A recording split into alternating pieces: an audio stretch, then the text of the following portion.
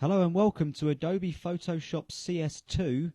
Today we're going to take a look at how to save a selection outline, and we're going to be doing that simply because it's an extremely important thing inside of Photoshop, especially when you've taken 10-15 minutes to carefully select an outline.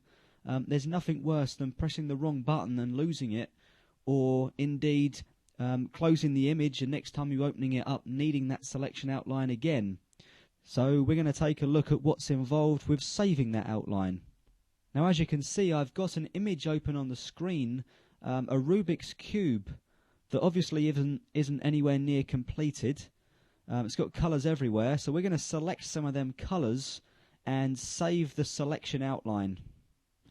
So the first thing we need to do is to select one of the colours. And I'm going to do that today by grabbing the magic wand tool, and I'm going to stay with a tolerance of about 32. That should be about right. I'm going to leave contiguous unchecked so that we should be selecting all of one particular colour. And then I'm going to click on one of these yellow cubes, and as you can see, we've selected all 5 of the yellow cubes on screen. Okay, so just imagine that I've done some work inside of the yellow squares and I hit Control D to deselect and I carry on working with the rest of the image. And a few minutes later I realised that I actually wanted to do something else inside of the yellow squares, but I've deselected them.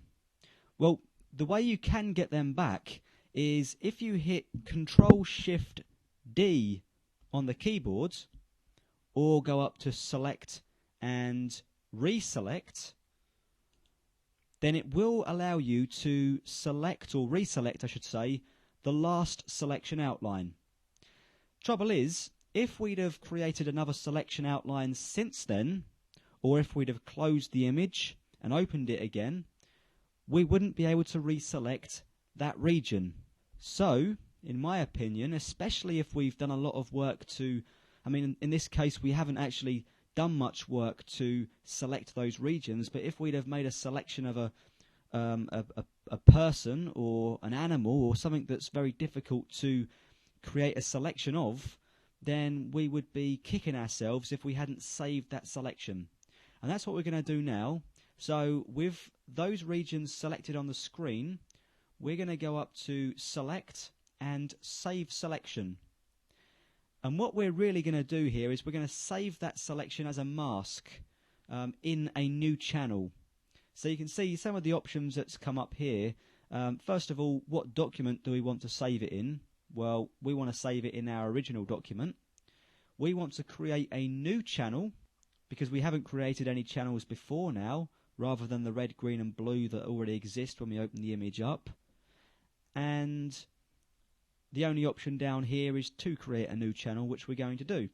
We're going to name it Yellow and click OK. Now, if you go over to the Channels palette down here at the bottom of the screen, you can see that we've got a new channel at the bottom of the Channels palette, and it's called Yellow. So if we click on that, you can see right away that we have indeed created a mask of the yellow squares within the Rubik's Cube. Now I'm going to hit Control D to deselect them. If I wanted to reselect that area so I could carry on working within them yellow cubes, I could either go to Select and Load Selection, and then just make sure all the data is correct on the screen, and click OK. That'll reselect them like that.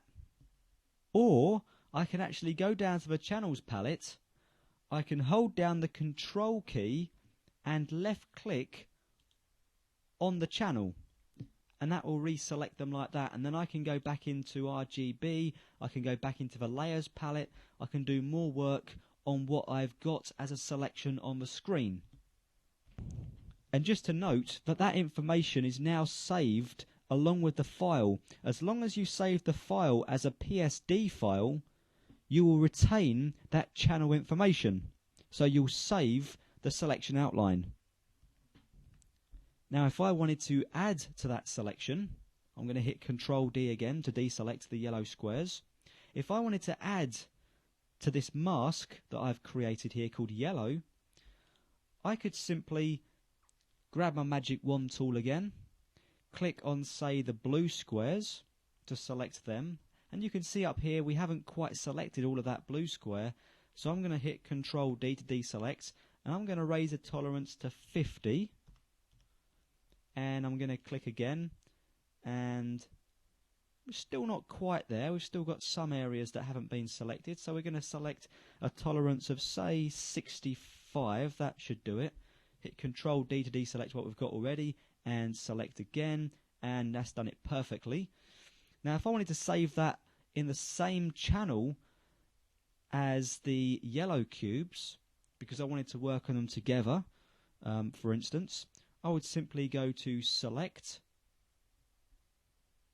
Save Selection, and this time instead of creating a new channel, I could save it in a channel called yellow, and I could either replace the channel, add to the channel, which is what we wanted to do, we could subtract from the channel, or intersect with the channel.